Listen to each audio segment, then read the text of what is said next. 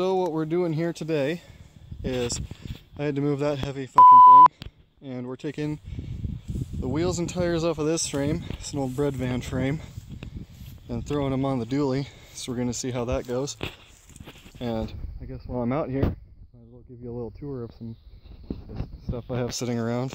This it's a 4-door. It's actually got some pretty clean floors in it. Not really too rusted through, but I bought it for the frame. And I eventually would like to do something with it. And then, of course, as everyone else does, you have to have a couple Gen F-bodies laying around.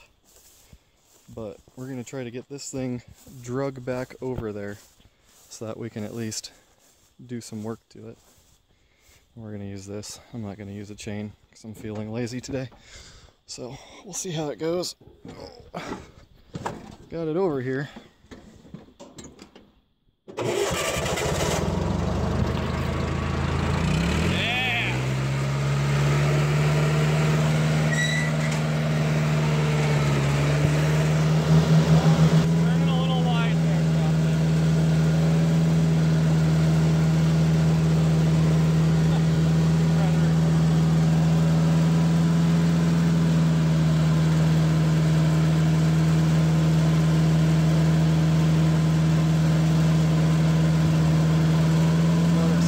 Pickle. She really doesn't like to turn very well, but I shortened up the chain. Hopefully this will allow me to at least try to drag it. Hopefully the chain doesn't break and come back and kill my face. There's the 19s compared to the 16s, and we're having a good old time. You know, I haven't even had the tires off of this thing since I bought it, and it looks like the brakes are actually in really good shape on this thing. Probably could use some ball joints and stuff, but that's all. Shocks are mint. Absolutely mint on this thing. Everything looks pretty mint. I don't know how the steering is. It doesn't feel too loose driving down the road, so Brock's not going to worry about it. Maybe we'll get the air conditioning here working at some point, but that's not going to be anytime soon. So I'm going to try to get these wheels stuck back on here and see how she rolls.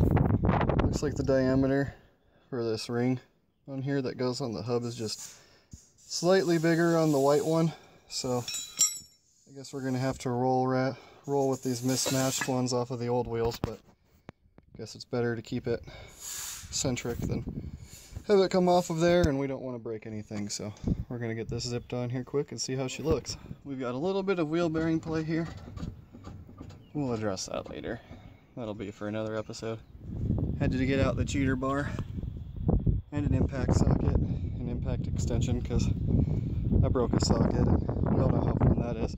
I'm just stepping on here, getting these things broke loose, and surprisingly they're coming off harder than the however many mile old chassis that is over there. So we'll see. These have probably been on here since the 90s. I don't even know what the date code is on here.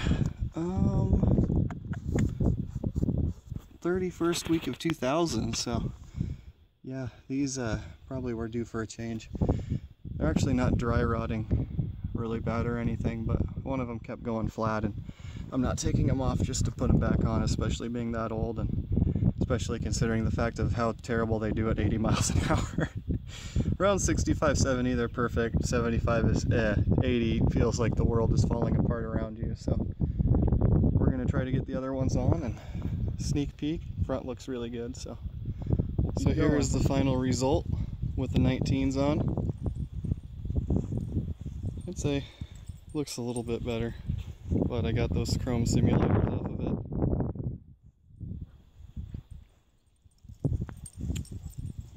Oh, and a wild bonanza has appeared.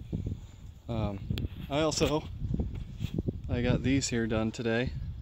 Got those kind of thrown on in the meantime, so I figure I should probably show you guys what's going on with that. As you can tell, this thing's just prime inside. Nothing rattles. This is solid, but it's fine, so we're gonna roll with it.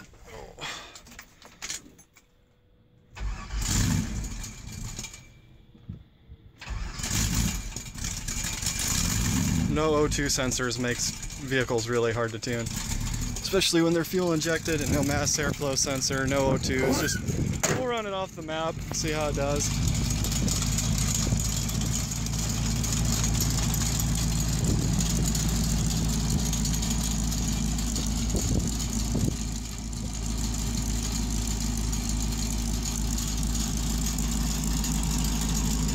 Got more wiring to do tonight to get the trailer setup done.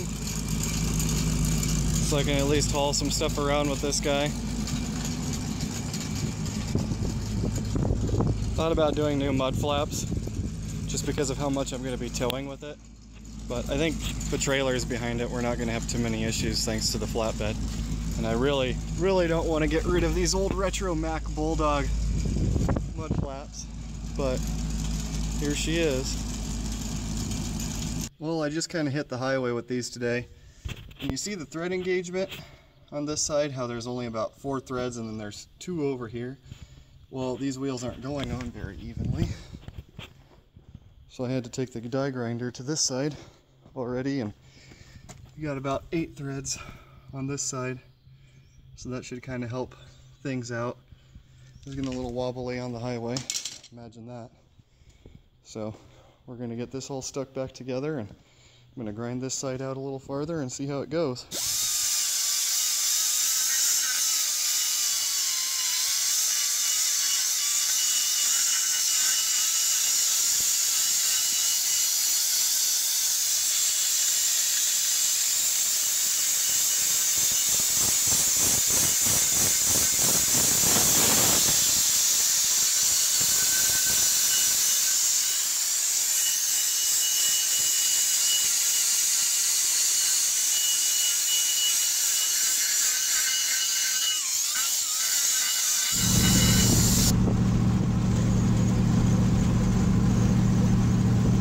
Visibility really isn't too bad. It's not too noisy in here.